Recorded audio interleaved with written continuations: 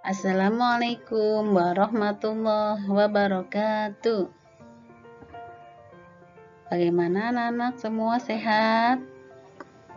Nah anak-anak, pada pagi hari ini kita akan belajar pendidikan agama Islam ya anak-anak ya.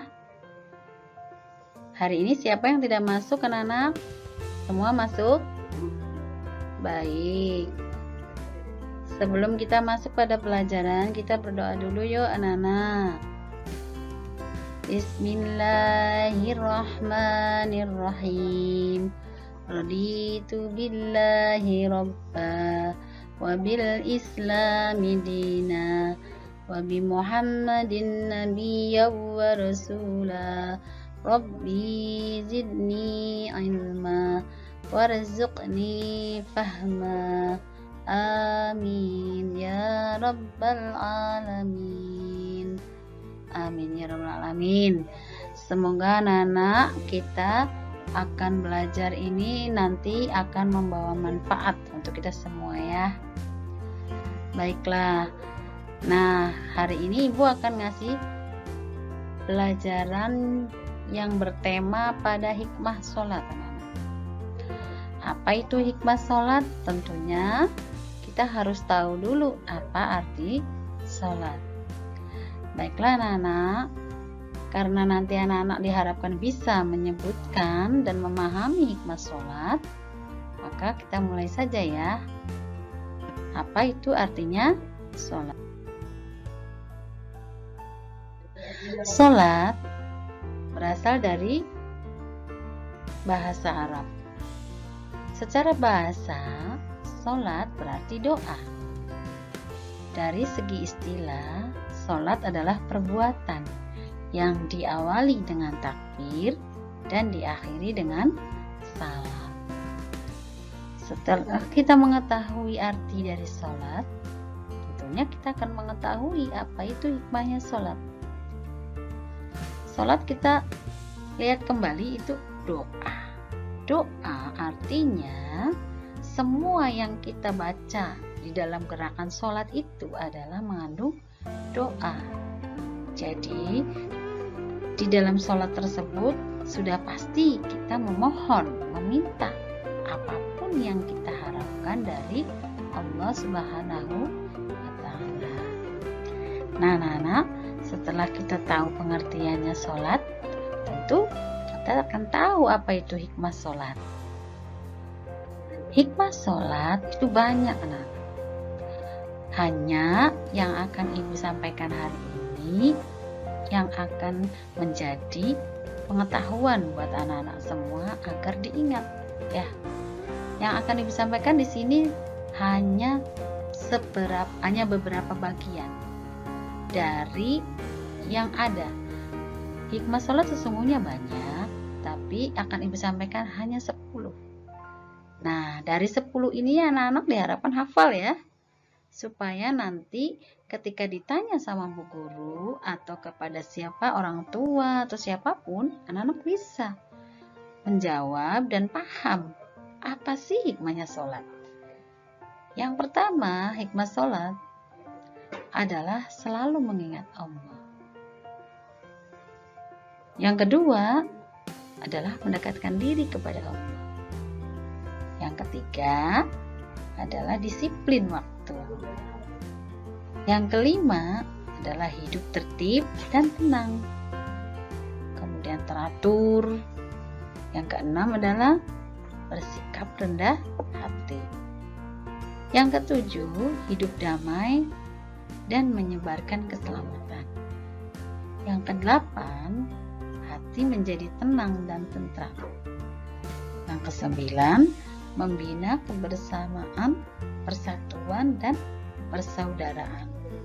Yang ke-10 adalah menjaga diri dari perbuatan dosa. Nah, dari ke-10 hikmah tadi, anak-anak harus hafal. Supaya nanti ketika ditanya sama bu guru dan orang tua, anak-anak bisa. Ya, baiklah akan Ibu terangkan satu-satu ya anak-anak, supaya paham. Ya. Yang pertama adalah selalu mengingat Allah. Bagaimana sih mengingat Allah itu? Nah, Mengingat Allah yaitu dengan cara melafalkan pujian, mengingat kekuasaan dan kebijakan Allah. Kemudian juga mentaati perintah Allah. Jika kita senantiasa mengingat Allah, maka kita akan diingat oleh Allah. Jika kita akan mengingat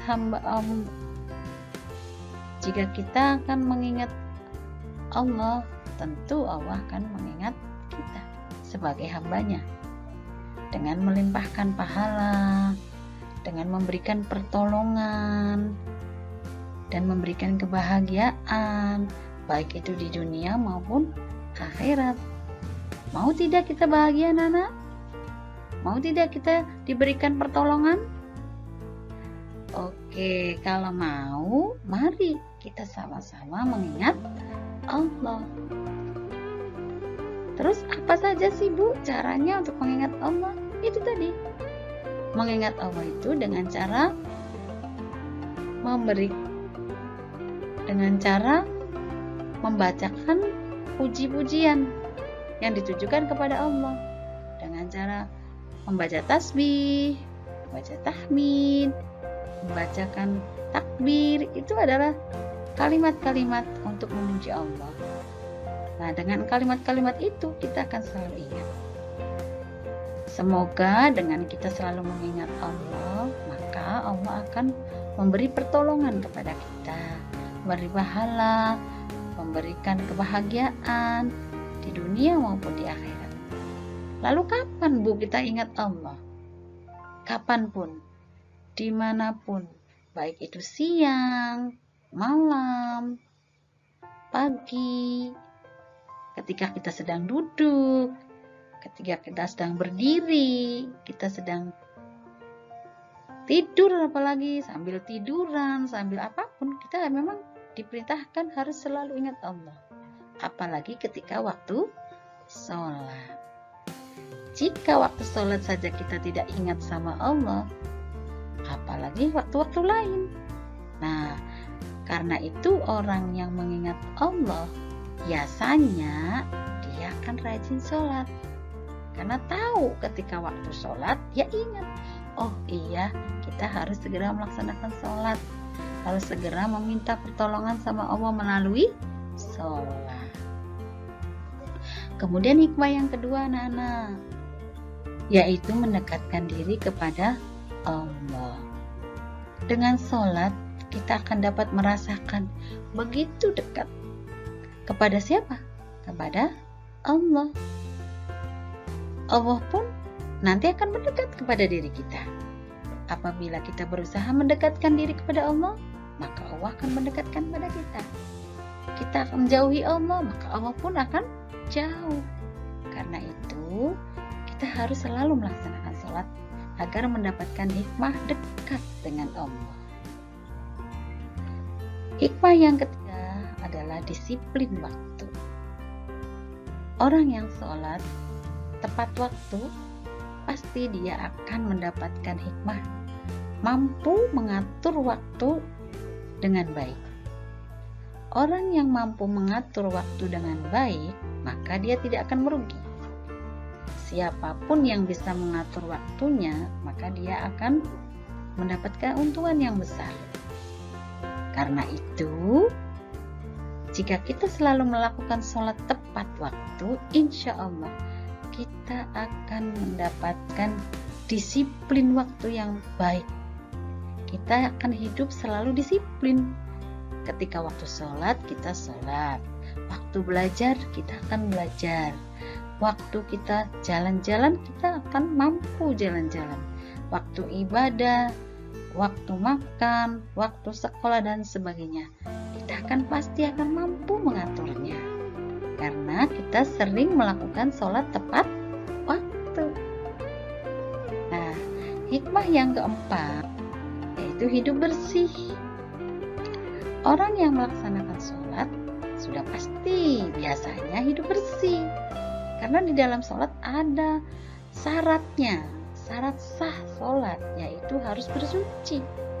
Bersuci dari hadas kecil dan hadas besar. Karena itu orang yang bersuci sudah pasti bersih.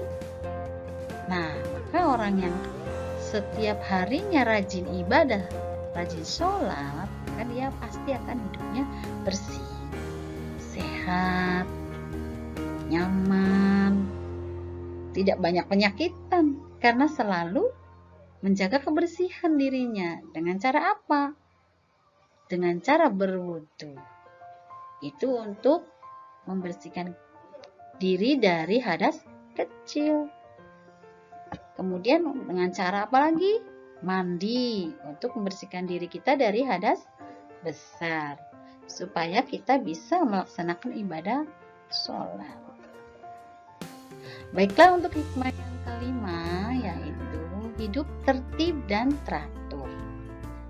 Sholat memiliki rukun yang tertib urutannya.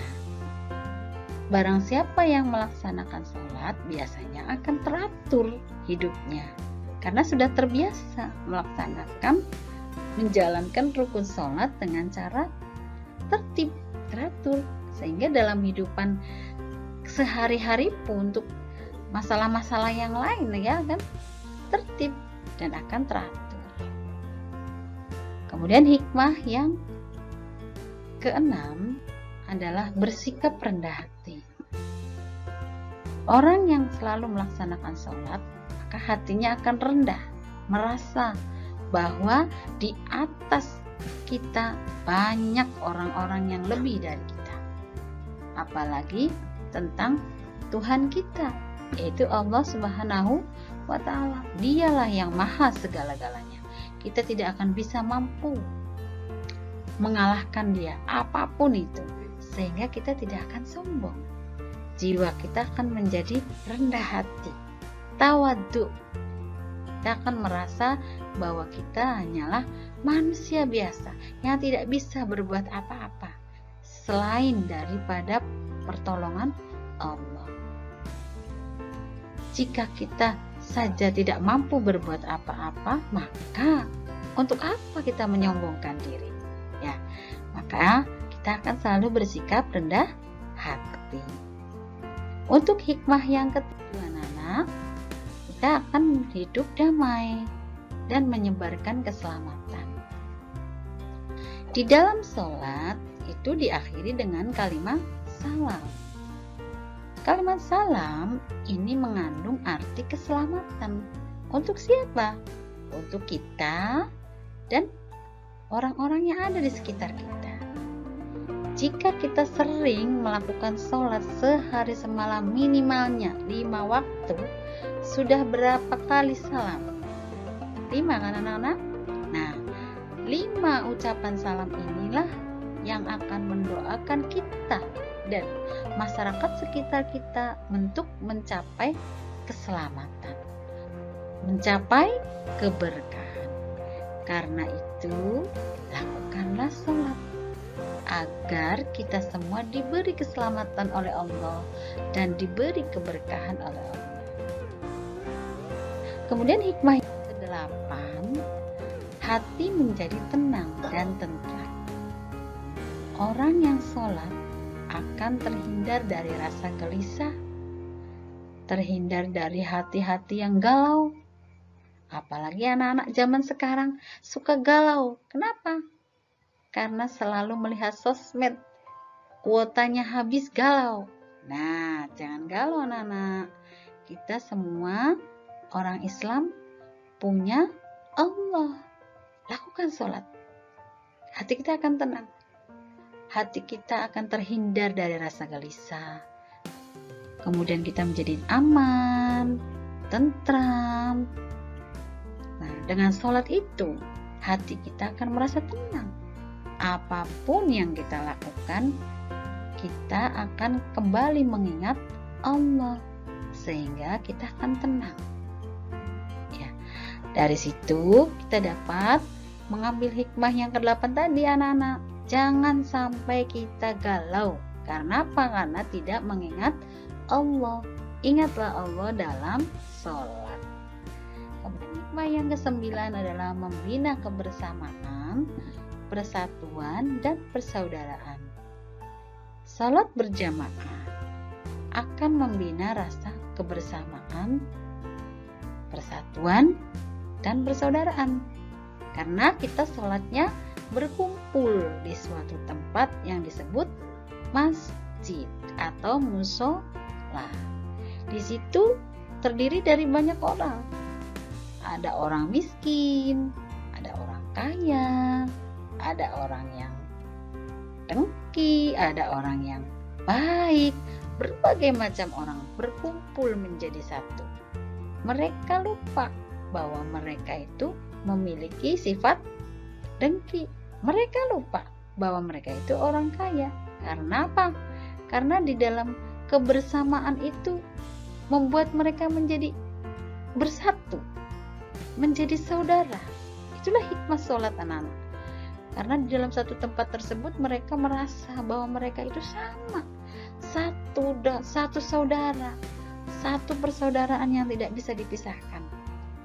Satu persaudaraan apa? Satu persaudaraan umat Islam.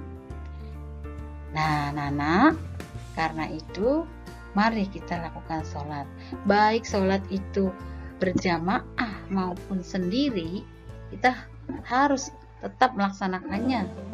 Kalau bisa kita lakukan secara bersama-sama, yaitu berjamaah. Tapi kalau ada halangan juga boleh sendiri.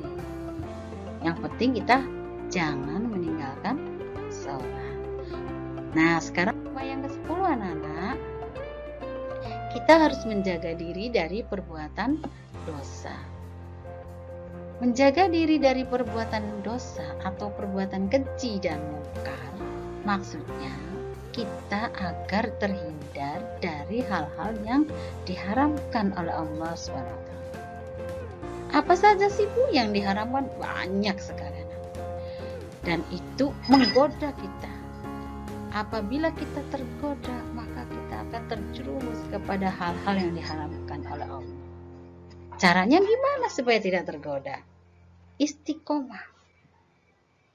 Tetap lakukan sholat. Sholat apa Bu? Sholat wajib. Dan kalau mampu, sholat sunnah. Supaya diri kita terhindar dari perbuatan dosa. Nah, dari ke-10 hikmah ini, kira-kira anak-anak sudah paham belum? Kalau sudah, nah anak-anak, Ibu akan berikan tugas baru. Tapi kalau belum, silakan bertanya dulu anak-anak. Oke, baik. Ya, berarti anak-anak sudah paham semua ya.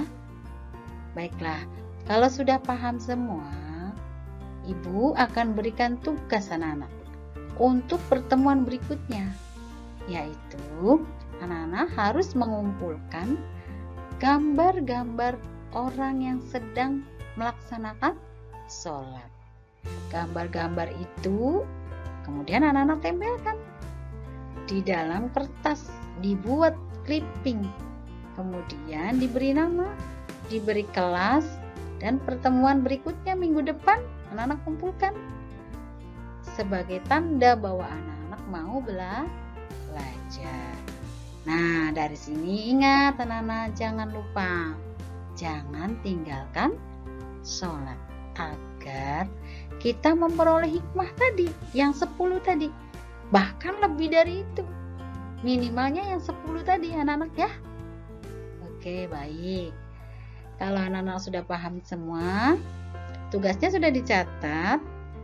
Baik, kita akan akhiri pertemuan pembelajaran ini dengan ucapan alhamdulillah. Wabillahi taufik wal hidayah. Wassalamualaikum warahmatullahi wabarakatuh. Kita akan selesai.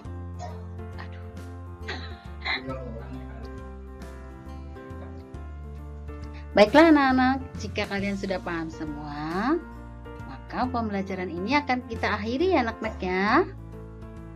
Nanti sebelum kita akhiri, Ibu akan berpesan dulu anak-anak. Jalankan terus sholat 5 waktu. Tuh, semoga dengan sholat 5 waktu yang istiqomah kita jalankan, kita akan mendapatkan hikmah-hikmah yang 10 tadi anak-anak. Ya.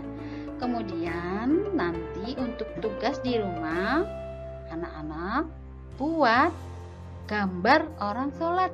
Ya. Gambarnya dari mana? Dari mana saja boleh. Dari Google boleh, dari internet, dari apapun yang anak-anak bisa. Nanti dibikin clipping ya anak-anak ya. Baik, kalau semuanya sudah paham, Ibu akhiri pembelajaran ini. Sekian dan terima kasih. Wabillahi taufik wal hidayah. Wassalamualaikum warahmatullahi wabarakatuh.